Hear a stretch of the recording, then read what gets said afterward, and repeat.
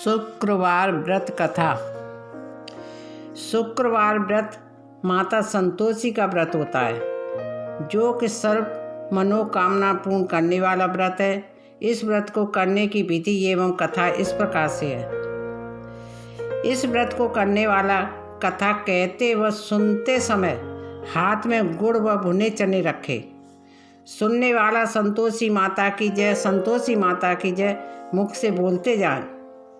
कथा समाप्त होने पर हाथ का गुड़ व चना गौ माता को खिलाएं।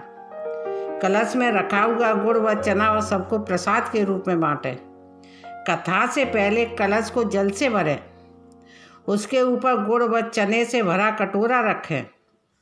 कथा समाप्त होने और आरती होने के बाद कलश के जल को घर में सब जगह छिड़कें और बचा हुआ जल तुलसी की क्यारी में डाल दें। व्रत के उद्यापन में अढ़ाई सेर खाजा, मोमनदार पूड़ी, खीर, चने का साग नैवेद्य रखें। घी का दीपक जला संतोषी माता की जय का जयकारा बोल नारियल फोड़ें। इस दिन घर में कोई खटाई न खाए और न आप खाएं, न किसी को खाने को दें। इस दिन 8 लड़कों को भोजन कराएं। देवर, जेठ, घर और कुटुंब के लड़के मिलते हों तो दूसरों को बुलाना नहीं चाहिए। कुटुंब में न मिले तो ब्राह्मणों के रिश्तेदारों या पड़ोसियों के लड़के बुलाएं। उन्हें खटाई की कोई वस्तु न दें तथा भोजन कराकर यथाशक्ति दक्षिणा भी दें। कथा।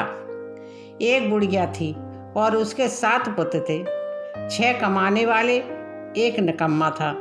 बुढ़िया माँ 6 पुत्रों की रसोई बनाती, भोजन कराती और पीछे से जो कुछ बचता सो 7वें को दे देती थी। परंतु वह बड़ा भोला वाला था, मन में कुछ विचार न करता था। एक दिन बहू से बोला, देखो मेरी माता का मुझ पर कितना प्यार है। वह बोली, क्यों नहीं, सबका झूठा बचा हुआ तुमको खिलाती है। वह बोला, भला ऐसा भी कहीं हो सकता है? मैं जब तक आंखों से न देखूं मान नहीं सकता।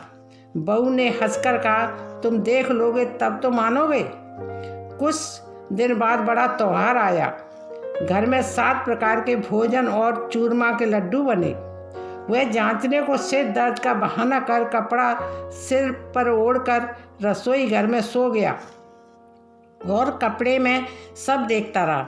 6 भाई भोजन करने आए।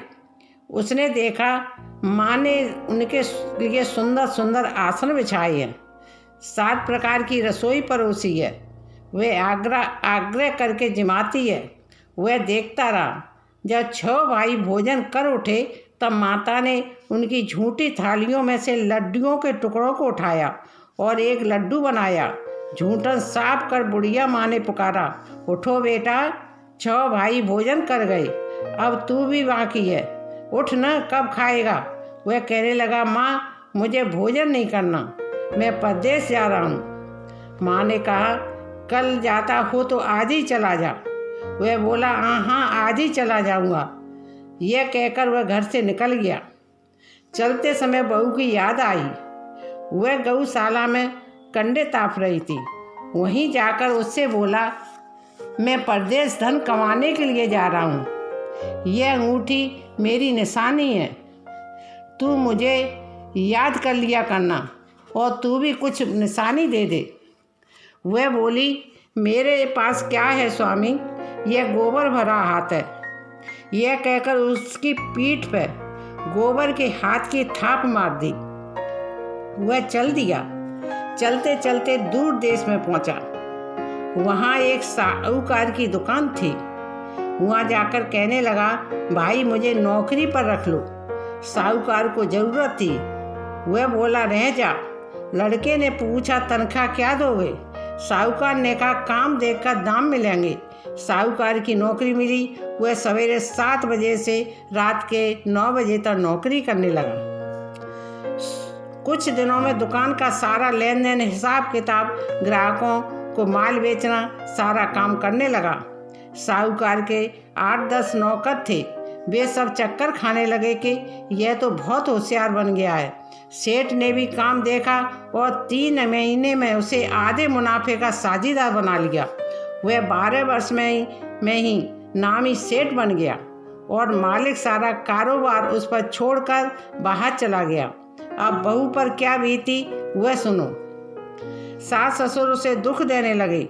सारी गृहस्थी का काम करके उसे लकड़ी लेने जंगल में भेजते। इस बीच घर की रोटियों के आटे से जो भूसी निकलती उसकी रोटी बनाकर रख दी जाती और फूटे नारियल के खोपड़े में पानी। इस तरह दिन बीतने लगे। एक दिन वह लकड़ी लेने जा रही थी कि रास्ते में बहुत सी स्त्रियां संतोषी माता का व्रत करती दिखाई दी।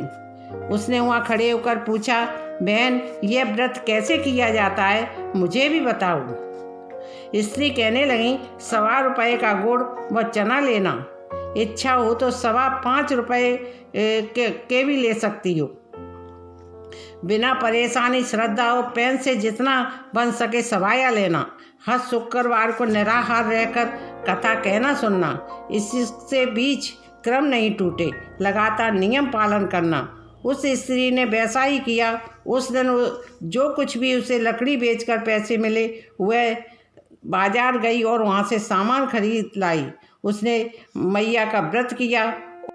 उसने संतोषी माता के मंदिर में जाकर प्रार्थना करने लगी, माँ मुझे कुछ नहीं चाहिए, बस मेरे स्वामी घर आ जाएं। माँ ने तथास्तु कह दिया।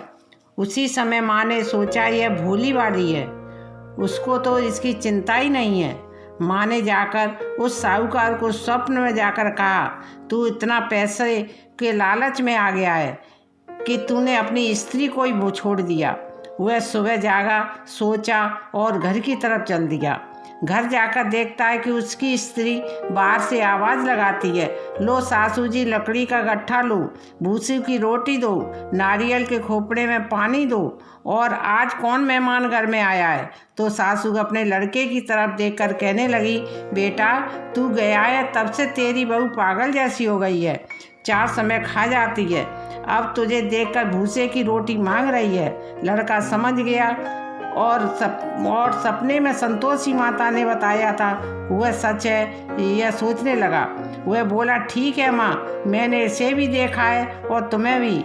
अब मुझे दूसरे घर की चाबी दो, मैं उसे लेकर अलग रहूँगा। माँ बोली, तेरी जैसी इच्छा। वह प्रेम से रहने लगे। शुक्रवार आया। वह बोली, हे स्वामी, मैं संतोषी माँ का उद्यापन करना चाहती हूँ। वह बोला, खुशी से करो। उसने अपने जेठानी के बच्चों को बुलाया, खाना खिलाया। सभी खटाई मांगने लगे। उसने नहीं दी, परंतु जो दक्षिणा का पैसा मिला उससे खटाई खा ली। संतोषी माँ नाराज हो गई। उसके पति को राजा के सिपाही पकड़ कर ले गए। वह रोती हुई मैया के मंदिर में गई और माँ से कहने लगी, हे माँ, मुझसे आपके उद्यापन में क्या भूल हो गई है, हे माँ मुझे माफ़ कर दो। माँ को उसने सब कुछ बता दिया। फिर उसने दोबारा माँ को उद्यापन करने का आश्वासन देकर घर आ गई तो देखा उसका पति रास्ते में आ रहा है। उसने हंसी खुशी से उद्यापन किया। संतोषी माँ प्रसन्न हो गई और माता के आशीर्वाद से 9वें मास उसको चंद्रमा के समय समान पुत्र प्राप्त हुआ। वह पुत्र को लेकर प्रतिदिन माताजी के मंदिर में जाने लगी। माँ ने सोचा कि यह रोज आती है, आज क्यों न मैं ही इसके घर चलूं, इसका आसरा देखूं तो सही। यह विचार कर माता ने भयानक रूप बनाया। गुड़ और चने से सना मुख, ऊपर सूंड के समान होठ, उस पर मक्खियाँ भिनभिना रही थी। दहलीज में पांव रखते ही उसकी साथ चिल्लाई, देखो रे कोई चुड़ैल डाकनी आ रही है, लड़कों इसे भगाओ नहीं तो किसी को खा जाएगी। लड़के डरने लगे और चिल्लाकर खिड़की बंद करने लगे। छोटी बहू रोशनदान में से देख रही थी। प्रसन्नता से पगली होकर चिल्लाने लगी, आज मेरी माताजी मेरे घर आई हैं। यह कहकर बच्चे को दूध पिलाने से हटाती है। इससे सास का क्रोध फूट पड़ा। बोली, राण इसे देखकर कैसी उतावली हुई है जो बच्चे को पटक दिया। इतने में माँ के प्रताप से जहाँ देखो वहीं लड़के ही लड़के नजर आने लगे। वह बोली, माँ जी, मैं जिनका व्रत करती हूँ यह वही संतोषी माता है। इतना कह झट से सारे घर के किवाड़ खोल देती है। सबने माता के चरण पकड़ लिए और विनती कर कहने लगे, हे माता, हम मूर्ख हैं, हम अज्ञानी हैं, पापी हैं, तुम्हारे व्रत की विधि हम नहीं जानते। तुम्हारा व्रत भंग कर हमने बहुत बड़ा अपराध किया है। हे माता, आप हमारा अपराध क्षमा करो। इस प्रकार माता प्रसन्न हुई। माता ने बहू को जैसा फल दिया सबको वैसा ही देना, जो पढ़े उसका मनोरथ पूर्ण हो। बोलो संतोषी माता की जय। आरती। जय संतोषी माता मैया, जय संतोषी माता, अपने सेवक जन की सुख संपत्ति दाता। ओम जय संतोषी माता। सुंदर चीर सुनहरी माँ धारण कीनो, मैया माँ धारण कीनो। हीरा पन्ना दमक तन श्रृंगार लीनो। ओम जय संतोषी माता। गेरू लाल छटाछप बदन कमल सोए, मैया बदन कमल सोए। मंदयसन कल्याणी त्रिभुवन मन मोहे। ओम जय संतोषी माता। स्वर्ण सिंहासन बैठी चवर डूरे न्यारे, मैया चमर डूरे प्यारे।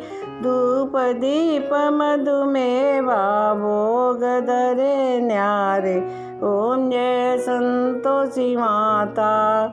गुड़ और चना परम पिय ताम संतोष कियो, मैया ताम संतोष कियो। संतोषी कहलाई भक्तन वैभव दियो। ओम जय संतोषी माता।